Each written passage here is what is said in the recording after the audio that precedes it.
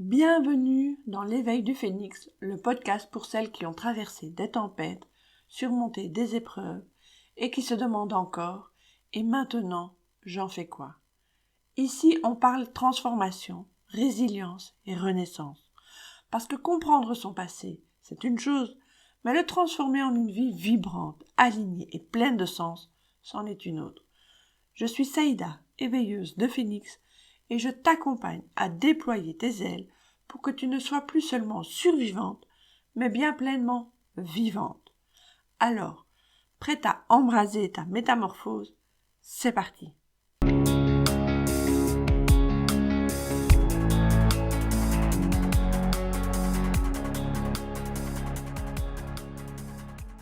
Bonjour. Aujourd'hui, on va parler de ce moment où tout semble s'effondrer.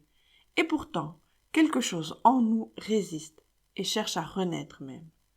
On va décortiquer ce processus ensemble, comprendre pourquoi il est essentiel de recommencer et comment, concrètement, on peut trouver la force de le faire. Je vais aussi te partager une partie de mon histoire, parce que je sais à quel point cette phase peut être vertigineuse.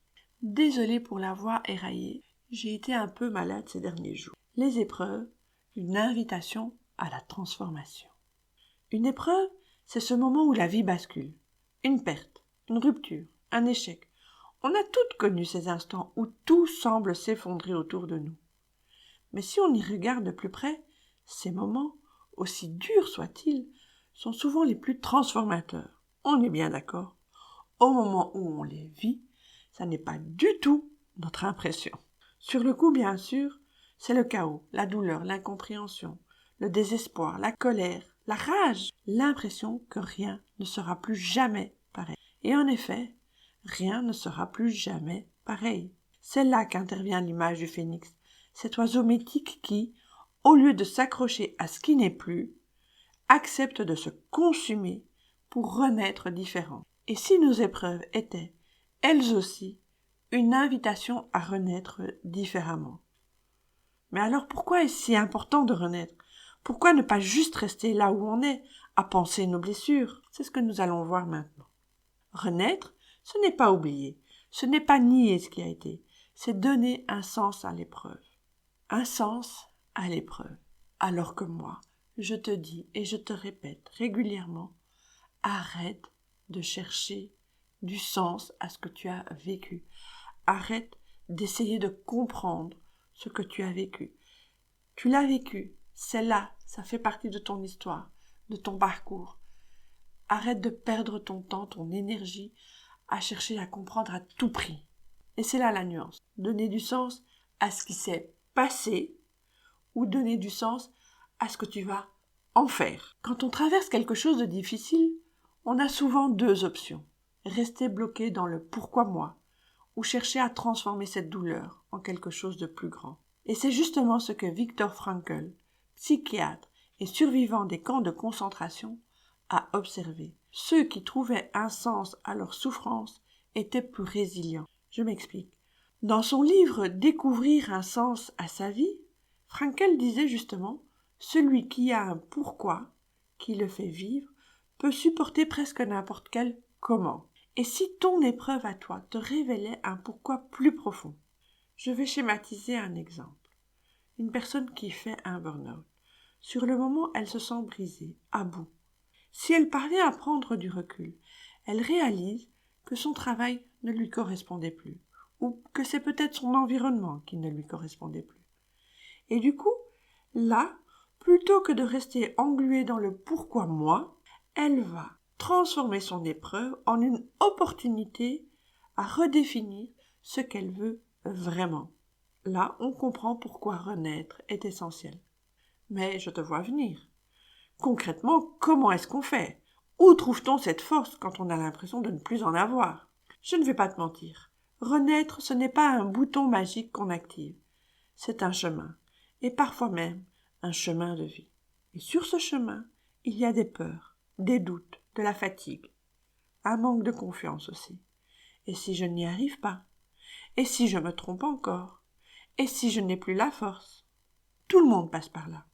Mais ce qui compte, ce n'est pas d'avoir une confiance absolue dès le départ, c'est de faire un premier pas, puis un autre. Comme je le dis dans l'épisode 0, un jour à la fois. Alors quelques conseils. Accepte la vulnérabilité. C'est normal d'avoir peur. Ce qui compte, c'est de ne pas rester seul avec cette douleur. Parle, écris, extériorise, peins. C'est déjà un pas vers la renaissance. Trouve une petite action. Quelle est la plus petite action que je peux faire aujourd'hui pour avancer, même d'un pas?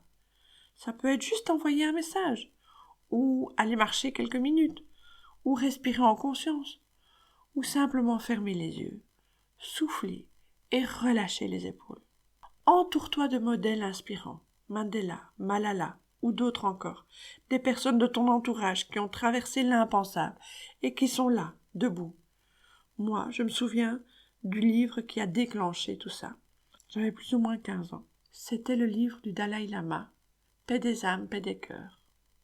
Avec d'autres prix Nobel de la paix, ils ont chacun et chacune parlé des difficultés rencontrées, de l'ignorance observée, des peurs vécues par les autres, qui ont fait naître à chaque fois tous ces conflits qu'ils ont réussi à apaiser à force de discussion, d'échanges, de compréhension, d'ouverture. Et moi, en lisant ce livre, je me suis dit, ok, je ne vais pas m'abaisser au niveau de l'autre, je vais rebondir et je vais, moi, à mon niveau, participer à construire quelque chose de beau. Mais tu comprendras tout ça dans un autre épisode. Alors pose-toi cette question. Quelle est la première chose que tu peux faire aujourd'hui, même toute petite, pour amorcer ton renouveau? Et pour amorcer ce renouveau, pour avancer, il est essentiel d'avoir un lieu à l'intérieur de toi où tu peux te poser, te recentrer. Pourquoi à l'intérieur de toi? Tout simplement parce qu'ainsi, tu y auras accès n'importe où, n'importe quand. Pour ce faire, tout d'abord une technique de respiration.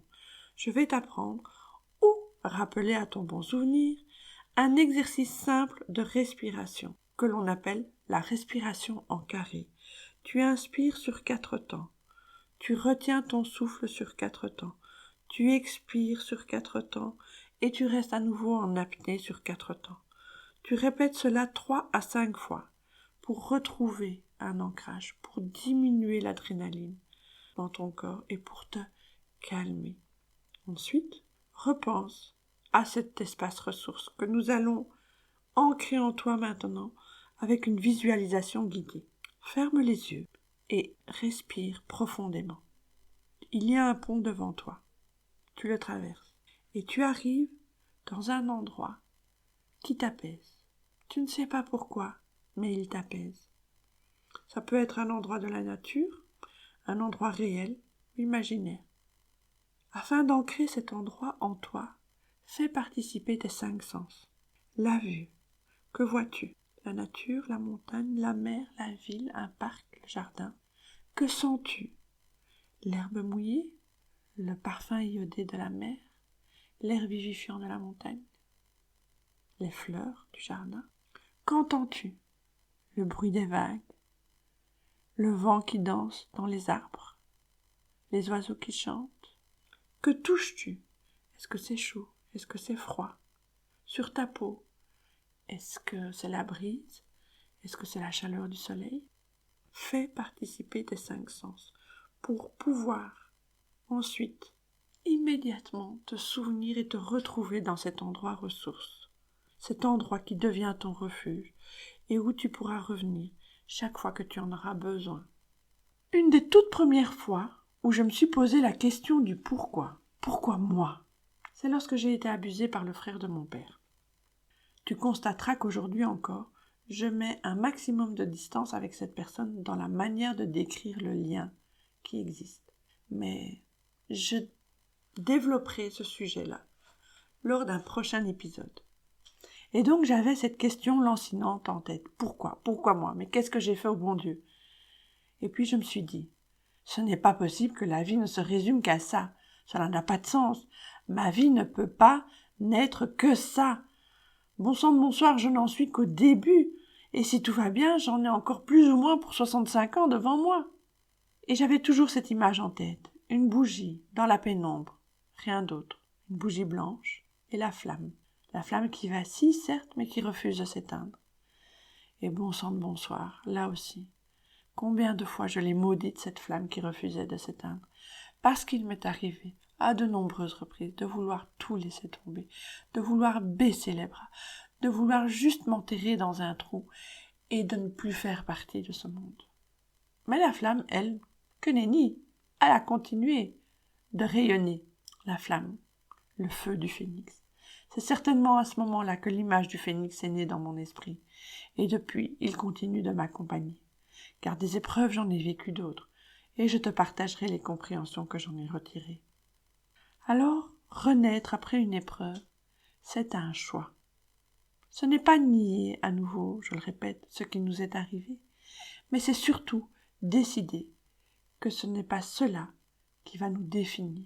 Renaître, c'est un acte de courage, de foi en soi et en la vie. Alors je te propose un exercice. Prends un carnet et note-y une chose que tu aimerais transformer suite à une épreuve que tu as vécue. Ne te mets pas de frein dans l'écriture. Ne te juge pas en te disant « c'est impossible, je n'y arriverai pas, bah, c'est trop bête, c'est trop idiot ». Non, ne minimise pas cette chose qui pour toi a du poids. Dans le prochain épisode, nous aborderons une étape essentielle du processus de renaissance, l'acceptation.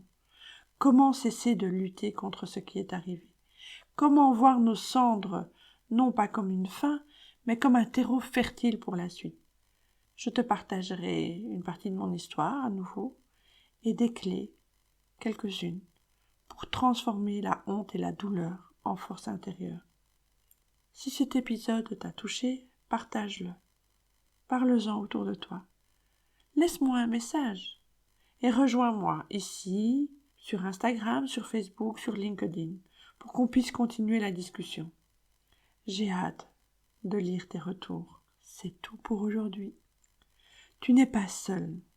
Ce podcast, l'éveil du phénix, il est pour toi, toi qui ressens encore la douleur, mais qui sais qu'un autre chemin est possible. Lors de chaque épisode, je t'aiderai à transformer tes épreuves en force. Parce que la chute que tu vis aujourd'hui, ce chaos, ce brouillard, ce n'est pas la fin du voyage, mais bien la préparation de ton envol de demain. Ensemble, nous allumerons ces flammes et ferons naître une communauté de femmes qui, comme toi, choisissent la transformation. En attendant, ta lumière est là, même dans l'obscurité. Alors prends bien soin de toi.